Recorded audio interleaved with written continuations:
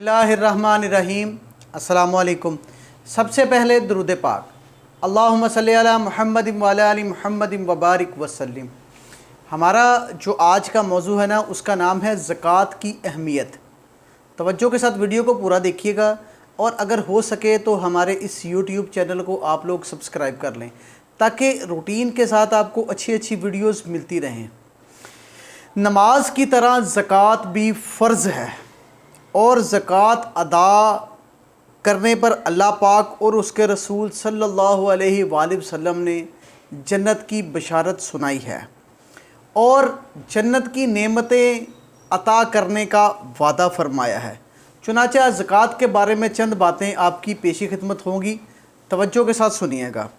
हज़रत इब्न अब्बास रज़ियल्लाहु ताला अन्हुमा से रिवायत है कि नबी करीम सल्लल्लाहु अलैहि वसल्लम ने हज़रत मुआज़ रज़ियल्लाहु ताला अन्हो को अपना दाई और काजी बनाकर यमन की तरफ भेजा तो नबी पाक सल्लल्लाहु अलैहि वसल्लम ने फरमाया कि यमन के लोगों को इस बात की दावत दो कि वो ला इलाहा इल्लल्लाह मुहम्मदुर रसूलुल्लाह की गवाही दें।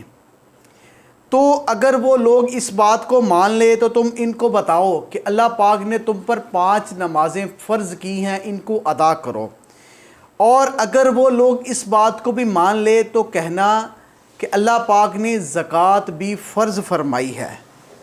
तो अगर वो लोग कहें कि बताओ ज़कात क्या है, तो कहना कि बेशक अल्लाह पाक ने फरमाया है कि मालदारों से लेकर गरीबों में तकसीम करो, जो तुम्हारे ही मालदारों से लेकर तुम्हारे ही फ़कीरों में गरीबों में तकसीम की जाएगी। हज़रत अबू हुरैरा रज़ियल्लाहु ताला अन्हो से रिवायत है कि नबी करीम सल्लल्लाहु अलैहि वसल्लम की बारगाह में एक देहाती आया और कहा कि आप किसी ऐसे अमल पर मेरी रहनुमाई फरमाएं कि जब मैं वो अमल कर लूँ तो जन्नत में दाखिल कर दिया जाऊँ। नबी करीम सल्लल्लाहु अलैहि वसल्लम ने बहुत ही मोहब्बत भरा जवाब दिया कि तुम अल्लाह पाक की इबादत करो और उसके साथ किसी को शरीक मत ठहराओ, फ़र्ज़ नमाज को कायम करो और ज़कात को अदा करो, रमज़ान के रोज़े रखो। तो इस देहाती ने यह सुनकर कहा कि मुझको उस ज़ात की कसम जिसके कब्ज़ाए कुदरत में मेरी जान है, मैं इससे ज़्यादा नहीं करूँगा। जब वो पीठ फेर कर चला गया तो आका अलैहिस्सलातु वस्सलाम ने फरमाया कि किसी ने अगर जन्नती आदमी को देखना है तो वो इस जाते हुए को देख ले। हज़रत अबू हुरैरा रज़ियल्लाहु ताला अन्हो से रिवायत है कि आका अलैहिस्सलातु वस्सलाम ने फरमाया, जो शख्स खुदा की राह में किसी चीज़ का एक जोड़ा खर्च करेगा तो इसको जन्नत में ये कहकर बुलाया जाएगा कि ए अल्लाह के बंदे, ये बेहतरीन जगह है। और जो शख्स नमाजी होगा इसको नमाज के दरवाज़े से बुलाया जाएगा और जो मुजाहिद होगा वो जिहाद के दरवाज़े से बुलाया जाएगा और जो सदका देने वाला होगा वो सदके के दरवाज़े से बुलाया जाएगा और जो रोज़ा रखने वाला होगा उसको रोज़े के दरवाज़े से बुलाया जाएगा। और ये सुनकर हज़रत अबू बकर सिद्दीक़ रज़ियल्लाहु ताला अन्हु ने कहा, या रसूल अल्लाह सल्लल्लाहु अलैहि वसल्लम, कोई शख्स इन तमाम दरवाज़ों से भी बुलाया जाएगा? इसकी कोई ज़रूरत तो नहीं, इनके कोई ऐसा शख्स भी होगा जिसको इन तमाम दरवाज़ों से बुलाया जाएगा? ऐसा कोई शख्स तो नहीं, लेकिन मुझे ये भी बता दीजिए कि क्या ऐसा कोई शख्स है? तो आका अलैहिस्सलातु वस्सलाम ने फरमाया कि हाँ, मैं उम्मीद करता हूँ कि तुम इन लोगों में से हो जो जन्नत के तमाम दरवाज़ों से बुलाए जाएंगे। प्यारे सिद्दीक़ को दुनिया में ही बशारत दे दी कि जन्नत के तमाम दरवाज़ों से बुलाए जाएंगे। क्या बात है यार गार की। हज़रत उमर बिन शुऐब रज़ियल्लाहु ताला अन्हो से मरवी है कि 2 औरतें रसूलुल्लाह सल्लल्लाहु अलैहि वसल्लम की खिदमत में हाज़िर हुईं। इस हाल में हाज़िर हुईं कि इन दोनों के हाथों में सोने के 2-2 कंगन थे। आका अलैहिस्सलातु वस्सलाम ने फरमाया कि तुम दोनों इन कंगनों की ज़कात अदा करती हो? तो इन औरतों ने कहा नहीं।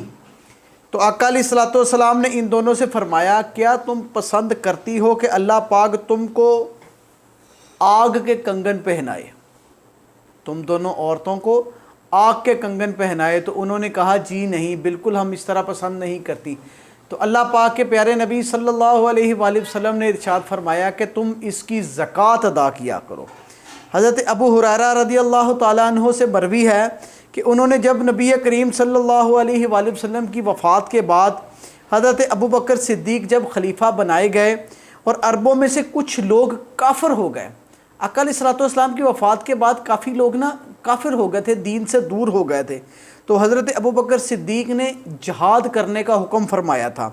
تو حضرت عمر فاروق رضی اللہ تعالیٰ عنہ نے حضرت ابو بکر صدیق رضی اللہ تعالیٰ عنہ سے کہا آپ ان لوگوں سے کس طرح جہاد کریں گے؟ حالانکہ نبی کریم صلی اللہ علیہ وآلہ وسلم نے تو یہ فرمایا تھا کہ مجھے یہ حکم ہے کہ میں ان لوگوں سے اس وقت تک جہاد کروں یہاں تک کہ لوگ لا الہ الا اللہ کہہ دیں۔ تو جس نے لا الہ الا اللہ پڑھ لیا اس نے اپنے مال اور جان کو مجھ سے بچا لیا، مگر اسلام کے حق میں اس کا حساب اللہ کے ذمہ ہے۔ یہ سن کر حضرت ابوبکر صدیق نے فرمایا خدا کی قسم میں ان لوگوں سے ضرور جنگ کروں گا جو نماز روزہ زکوٰۃ میں تفریق کرتے ہیں، اس لیے کہ زکوٰۃ مال کا حق ہے، اور خدا کی قسم اگر یہ لوگ ایک بکری کا بچہ جو زکوٰۃ میں رسول اللہ صلی اللہ علیہ وآلہ وسلم کے زمانے میں دیا کرتے تھے اگر مجھے نہ دیں گے تو میں ان لوگوں سے جہاد کروں گا۔ یعنی کہ وہ جہاد کے معاملے میں کتنے سخت تھے۔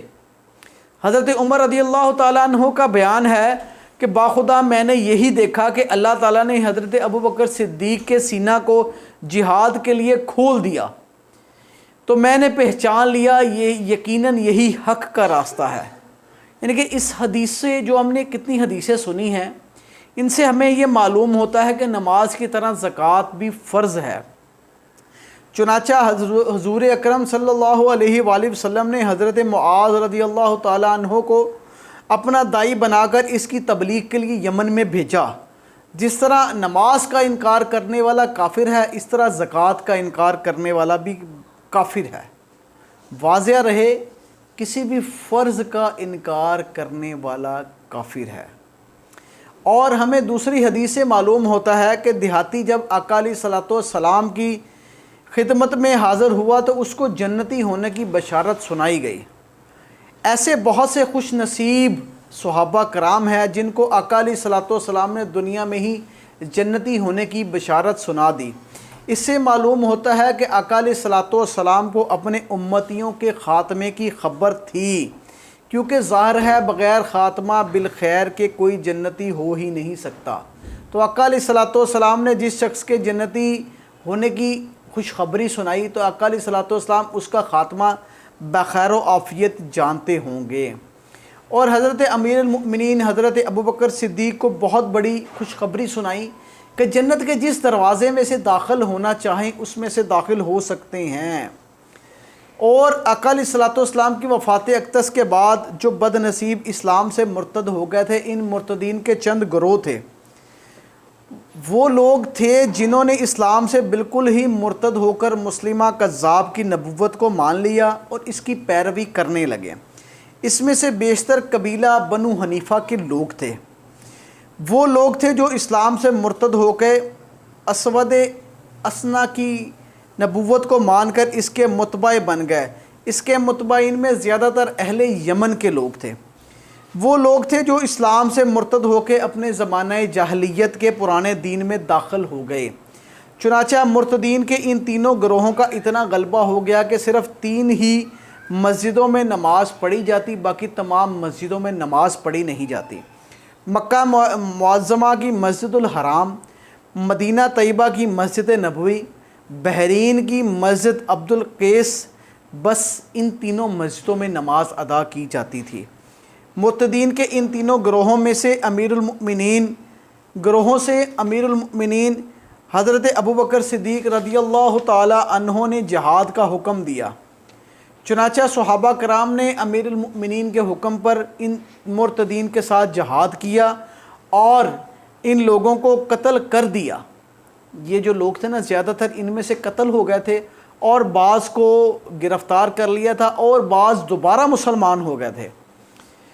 اور جو تمام مرتدین زمانہ جاہلیت میں واپس چلے گئے تھے، اس دین میں واپس چلے گئے تھے، ان میں سے بکثرت مقتول ہو گئے تھے، مگر زیادہ تر توبہ کر کے مسلمان ہو گئے تھے۔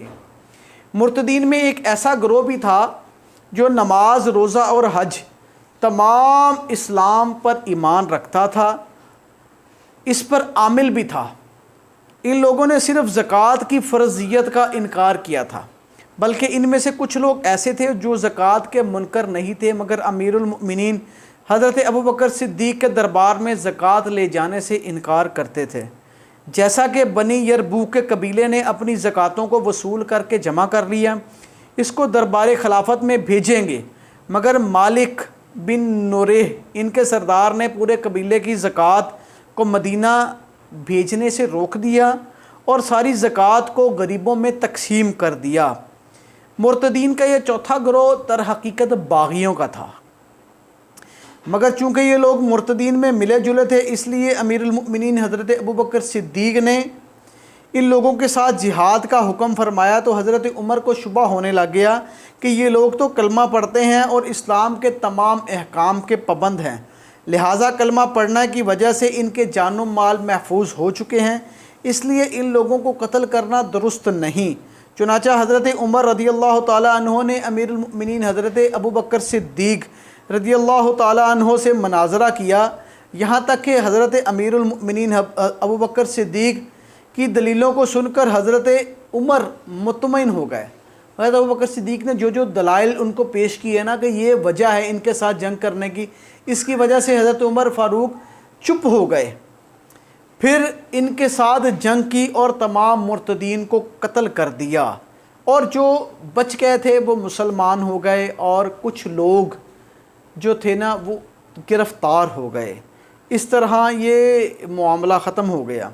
یعنی کہ ہمیں اس حدیث سے معلوم ہوتا ہے کہ چاندی، سونے کے زیورات اگرچہ خود اپنے استعمال میں ہوں پھر بھی ان کی زکوٰۃ فرض ہے، کیونکہ آقا علیہ الصلوۃ والسلام نے کنگنوں کے بارے میں صاف ارشاد فرما دیا تھا کہ ان کی زکوٰۃ ادا کیا کرو۔ سونا چاندی جس شکل میں بھی ہو، خواہ سکوں کی شکل میں ہو، زیورات کی شکل میں ہو، برتنوں کی شکل میں ہو، اینٹوں کی شکل میں ہو، ہر حال میں ان کی زکوٰۃ دینی فرض ہے۔